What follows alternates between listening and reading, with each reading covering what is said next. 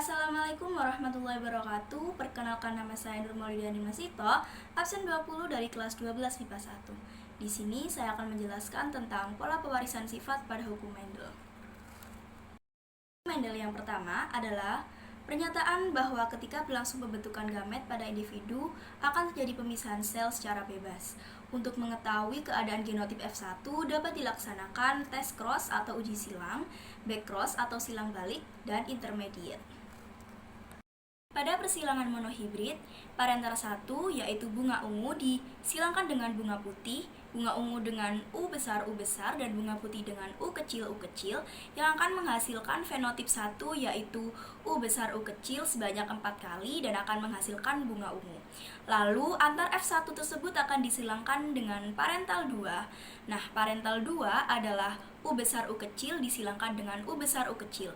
U besar U kecil merupakan bunga ungu, jadi bunga ungu disilangkan dengan bunga ungu dan akan menghasilkan fenotip 2 yang menghasilkan U besar U besar, U besar U kecil, U besar U kecil, dan U kecil U kecil dengan perbandingan 1:2:1.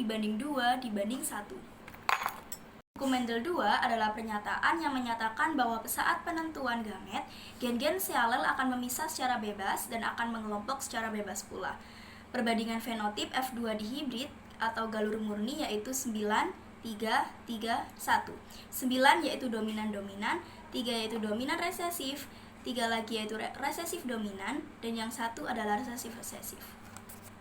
Pada persilangan dihibrid, parental 1 yang merupakan B besar K besar atau bulat kuning akan disilangkan dengan B kecil K kecil atau kisut hijau dan akan menghasilkan fenotip 1 yaitu B besar B kecil K besar K kecil.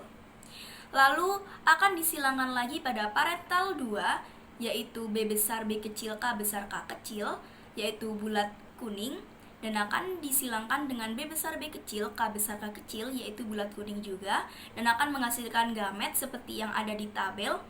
Lalu F2-nya juga bisa dilihat seperti yang ada di tabel di samping kita. Lalu F2 itu akan menghasilkan 9:3:1. Penyimpangan semu hukum Mendel. Penyimpangan semu hukum Mendel dibagi menjadi beberapa, yaitu yang pertama adalah ativisme, merupakan peristiwa di mana dua atau lebih gen saling berinteraksi dan mempengaruhi bagian atau organ yang sama dari suatu organisme. Contohnya adalah pil ayam dengan perbandingan F2 sama dengan 9:3:3:1. Lalu yang kedua adalah polimeri, terjadi akibat interaksi antara dua gen atau lebih yang menempati lokus berbeda tetapi memiliki sifat yang sama secara kumulatif atau saling menambah. Contohnya adalah gandum biji merah dan putih dengan perbandingan F2 sama dengan 15:1. Lalu yang ketiga adalah kriptomeri, merupakan sifat gen dominan yang tersembunyi jika berdiri sendiri. Apabila gen tersebut berinteraksi dengan gen dominan yang lain, maka sifat yang tersembunyi tersebut akan muncul.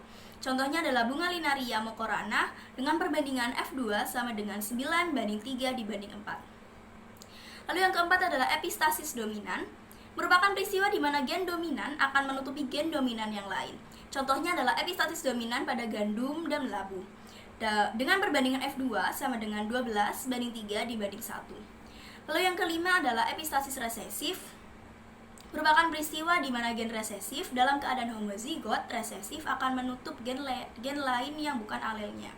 Contohnya adalah warna rambut pada tikus dengan perbandingan F2 9:3:4. Lalu yang terakhir adalah komplementer, merupakan interaksi beberapa gen yang saling melengkapi. Jika salah satu gen bersifat homozigot resesif, pemunculan suatu sifat oleh gen lain menjadi tidak sempurna atau terhalang. Contohnya adalah bunga Latirus odoratus dengan perbandingan F2 sama dengan 9:7. Sekian presentasi dari saya. Apabila ada kekurangan, saya mohon maaf sebesar-besarnya. Wassalamualaikum warahmatullahi wabarakatuh.